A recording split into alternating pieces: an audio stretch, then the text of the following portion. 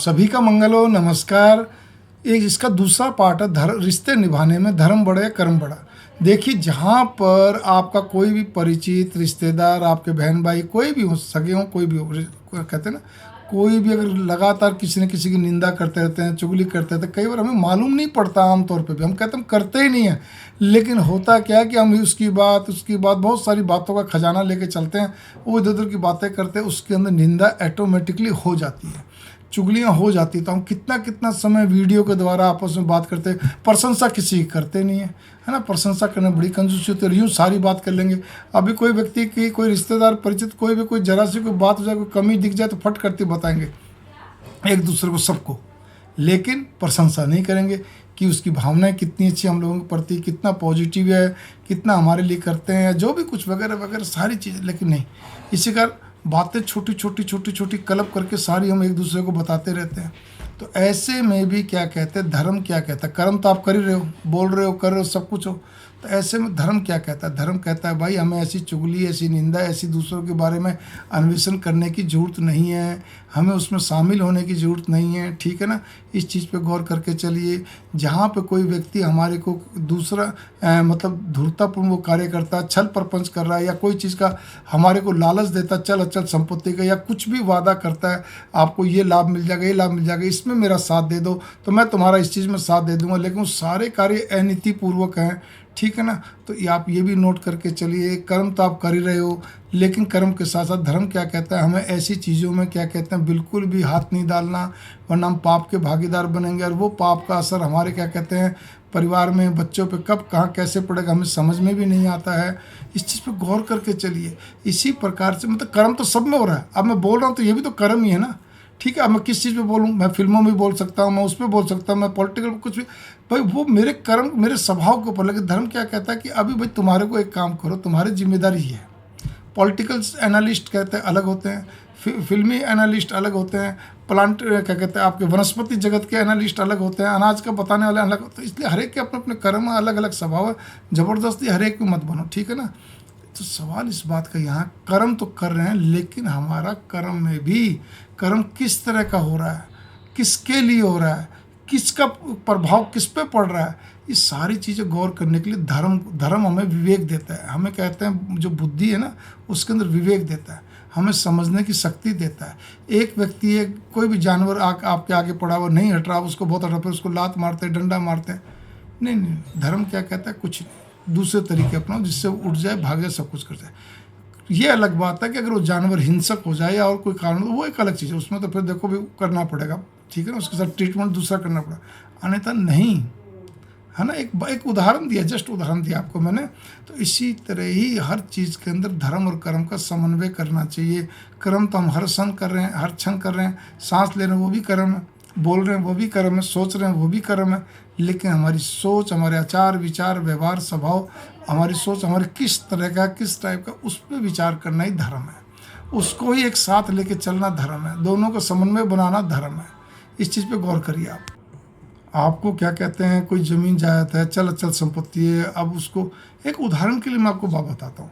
उदाहरण ये है कि बाई द वे आपके परिवार के अंदर आपके पिताजी ने या आपके दादाजी ने, ठीक है ना, या चलो दादाजी के जाने के बाद पिताजी ने, पिताजी से भाइयों ने, मतलब कुल मिला के अपने पोते पोतियों को या अपने बेटे बेटियों को, अपने बहन भाइयों को, मतलब आपस में समान बंटवारा कर दिया।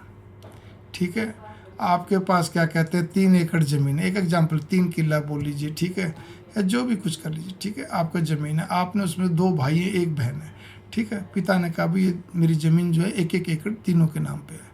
या पिता के मरने के बाद या मतलब जो भी कुछ है, बड़े भाई ने क्या करा कि ये सब दोनों भाइयों ने मिलके भी अपनी बहन के लिए भी 1 एकड़ दे दिया। ठीक है। या सपोज कीजिए आपका 1000 गज ज़मीन है, आपने उसमें से कर दी, मैं कहता हूँ 600 गज ज़मीन है, 600 गज में 200 गज दे दिया। लेकिन बाद में मन में पाप आ गया।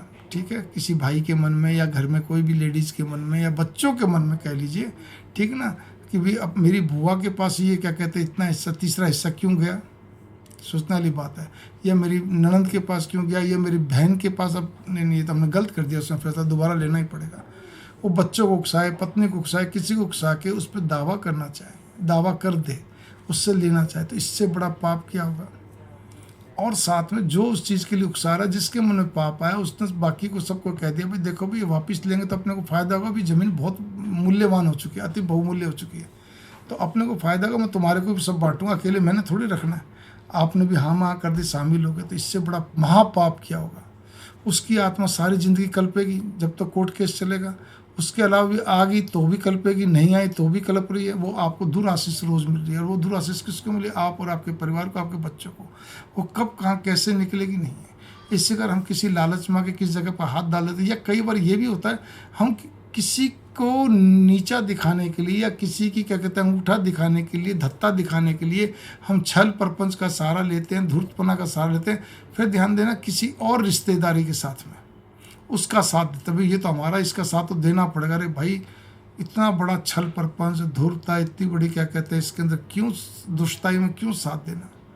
मानता हूँ रिश्तेदारी परिचित में केवल साथ ही देना पड़ता, छोटा मोटा कहते हैं ना, आटे में नमक जितना भी छोटा मोटा, वो जिसमें कि कोई विशेष वाली बात नहीं है। ठीक है भाई, आपने क्या कहते हैं, वो एक कथा आती है ना कि गाय आप इधर जा रही थी, कसाई दौड़ता है तो उसने एक बूढ़े व्यक्ति ने बताया गाय तो उस तरफ गई है, वो गाय बच गई। कुल मिला के बात इतनी, तो वो झूठ नहीं है, वो किसी की जान बचाने के लिए छोटा मोटा।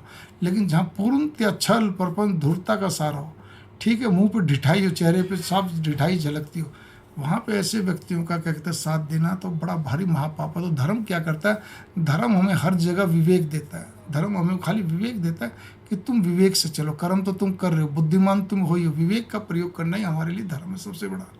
इस चीज़ पे गौर करके चलिए। मंगल कामना, नमस्कार। छोटी छोटी बातों गहराई चलिए, ठीक है ना।